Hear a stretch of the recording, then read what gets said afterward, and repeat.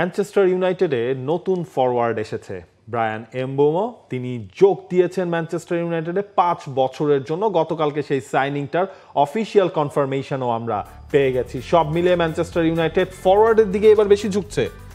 ৭১ million pound খরচ হলো এই স্ট্রাইকারকে দলে ফেরাতে। পুরোপুরি স্ট্রাইকার না বলে বরং ফরওয়ার্ড বললে বোধহয় সেটা আরেকটু বেশি ফিটিং হয়।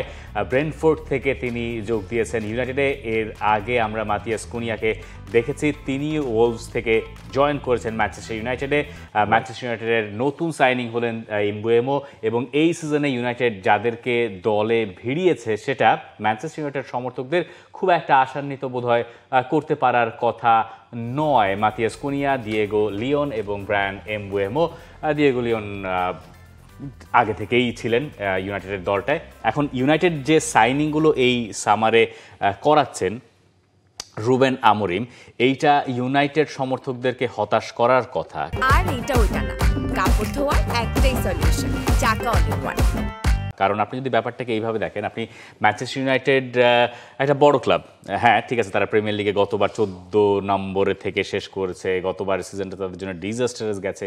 কিন্তু এই ইউনাইটেড যখন এই রকম প্লেয়ার দলে ফেরাচ্ছে, কুনিয়া অথবা এমবুয়েমো, তারা আসছেন কোত্থেকে? উলভস অথবা ব্রেন্টফোর্ড থেকে। অর্থাৎ ইউনাইটেড এখন সেই আগের জায়গাতেও বোধহয় নাই যে জায়গাটায় তারা টপ লেভেলের প্লেয়ার দলে আনতে পারে।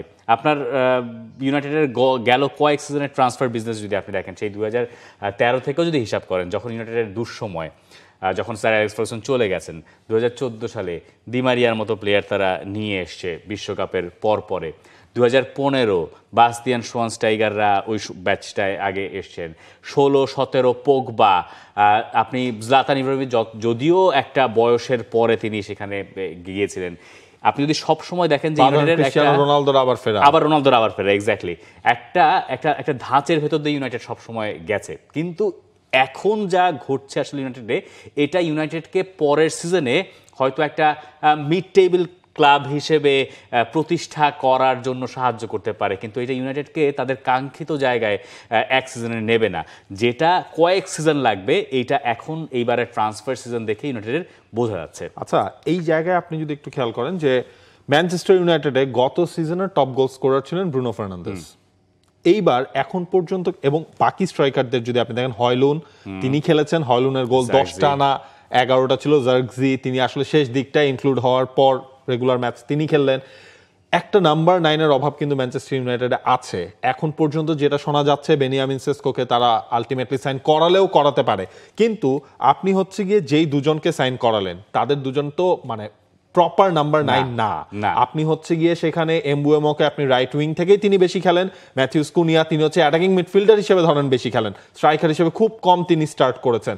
এইটা তো হচ্ছে গিয়ে একটা শূন্যস্থান তো রয়েই যাচ্ছে। মানে আবারও কি হয়, প্রি সিজন ম্যাচে আমরা যেটা দেখলাম ওবিকে দিয়ে স্টার্ট করানো হলো, সেই ওবি এবং হয়লুনের ওপরেই তাহলে গোল করার মূল দায়িত্বটা থাকে। এখন আমি যেটা বুঝি সেটা হচ্ছে যে হয়লুন অথবা জার্গজি তাদের জন্য খুব টাফ এই দলটায় মানিয়ে নেওয়া।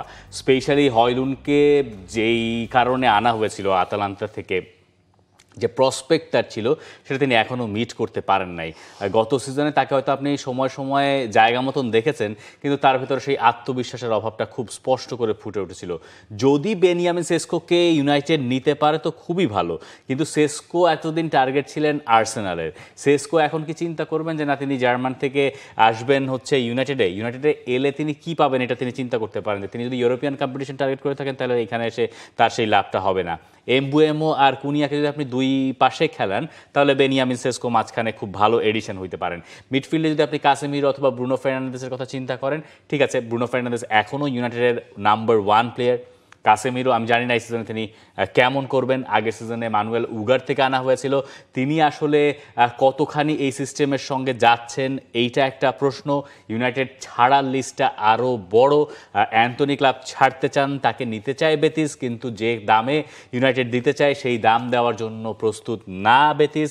আবার তার বেতনের একটা ব্যাপার আছে, লোনে দিলেও সেই বেতনটা দেওয়া যাবে না। ইউনাইটেড একটা জায়গায় একটু আশ্বস্ত হয়েছে যে ঠিক আছে, মার্কাস রাশফোর্ডের বেতনটা অন্ততপক্ষে বার্সেলোনা দেবে, লোনে ডিলটা হলো। তারা খুবই খুশি হতো যদি রাশফোর্ডকে পুরোপুরি ছেড়ে দেওয়া যেত। আলেহান্দ্রো গার্নাচো বলেছেন তিনি ক্লাব ছাড়বেন, তিনিও হয়তো চলে যাবেন। আপনি যদি ইউনাইটেডের ডিফেন্সে আসেন, লিসান্দ্রো মার্তিনেজ আজ থাকেন তো কাল থাকে না, ইনজুরি তার একটা সমস্যা।